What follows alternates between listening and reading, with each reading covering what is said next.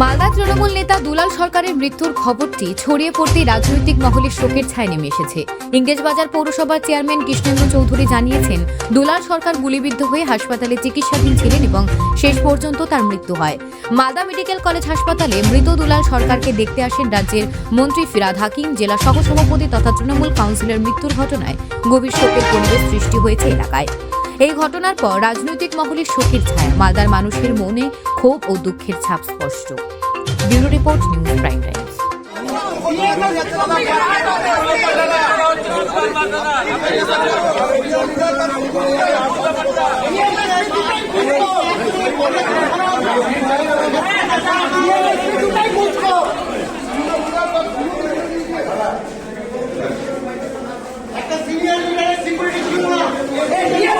পরিচিত একজন আমার খুব সহযোদ্ধা, ফ্রম দ্য বিগিনিং আমার সাথে কাজ করছে। বাবলা সরকার আজকে মার্ডার হয়েছে এবং পুলিশের গাফিলতিতে, অফকোর্স, কারণ ওর সিকিউরিটি আগে ছিল, উইথড্র করা হয়েছিল, ও আগেও অ্যাটাক হয়েছিল এবং ও মারা গেছে।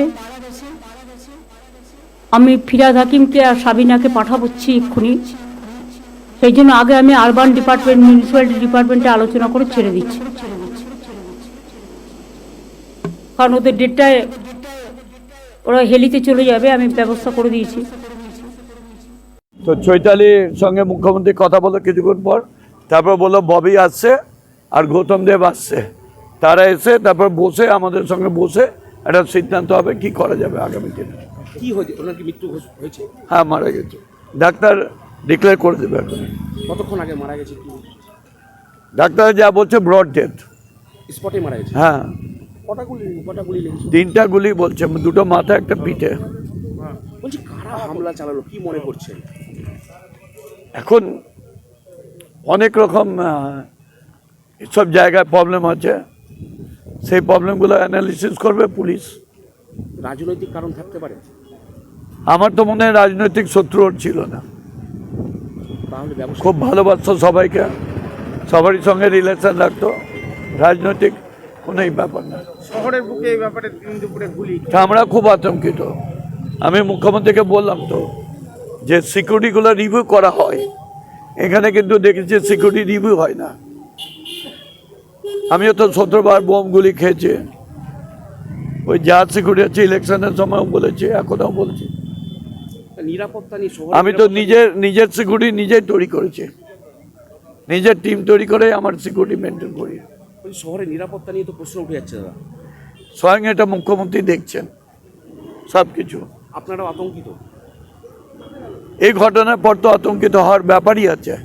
এটা একটা প্রফেশনাল মার্ডারার এসে মার্ডার করে চলে যাবে, প্রফেশনাল মার্ডার, একদম প্রফেশনাল মার্ডার। রেকি করা হয়েছে? রেকি করছে, রেকি না করলে এত সুনির্দিষ্টভাবে এসে দাঁড়িয়ে থেকে কখন নামছে, কখনই করছে, কখন একা থাকে, কখন ওর পুরো হিট না থাকে, তখনই এটা করেছে। আপনি বলছেন এলাকার সমস্যা, এলাকার সমস্যা মানে কি ধরনের সমস্যা?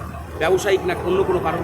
এলাকার সমস্যা বলতে গিয়ে অনেক রকম সমস্যা আছে, কেউ হয়তো সহ্য করতে পারে না, কোনো কিছু এরকম হতে পারে। রাস্তাতেই একজন আমাকে ফোন করে বললো যে বাবলাদাকে তার বাড়ির সামনে 4 জন দুষ্কৃতীরা গুলি করেছে, পেছন দিকে তাকে গুলিটা লেগেছে। ওখান থেকেই আমি একদম সোজাসুজি হসপিটালে ঢুকি, তখন ইমার্জেন্সি থেকে তাকে এখানে নিয়ে আসা হয় ওটিতে। নিয়ে এসে ডাক্তারবাবুরা তার গুলিটা মনে হয় বের করার চেষ্টা করছে। কোথায় লেগেছে গুলিটা? আমি যেটুকু দেখতে পেলাম, পেছন ঘাড়ের দিকে 4টি গুলি তাকে লক্ষ্য করে মেরেছে।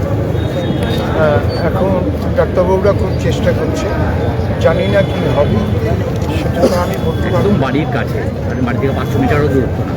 মানে এটা যে ঘটনাই ঘটুক না কেন, এটা বাঞ্ছনীয় নয়।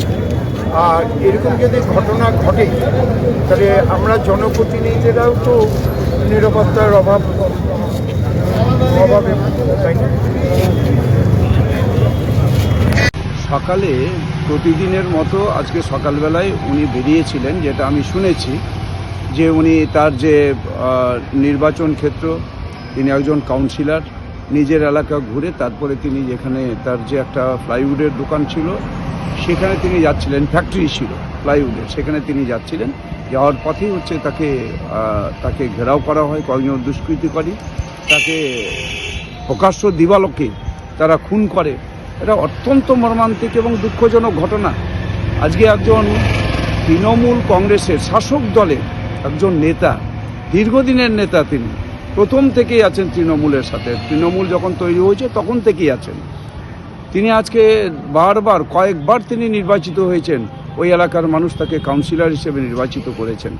তো একজন নির্বাচিত প্রতিনিধি এবং শাসক দলের নেতা প্রকাশ্য দিবালোকে এরকম যদি খুন হন, তাহলে মানুষের নিরাপত্তা কোথায়?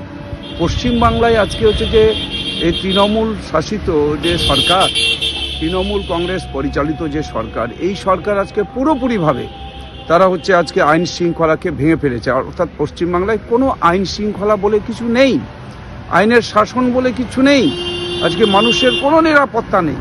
তাই আজকে এটা অবিলম্বে যারা এর সঙ্গে যুক্ত, আজকে যারা এই ঘটনার সঙ্গে যুক্ত আছেন, তো সেই যুক্ত যারা হচ্ছে দুষ্কৃতকারী, তাদেরকে খুঁজে বের করে দৃষ্টান্তমূলক শাস্তি আমি দাবি করছি, এবং অবিলম্বে তাদের হচ্ছে যাতে দৃষ্টান্তমূলক শাস্তি হয়, যাতে এরকম ঘটনার আর পুনরাবৃত্তি না হয়।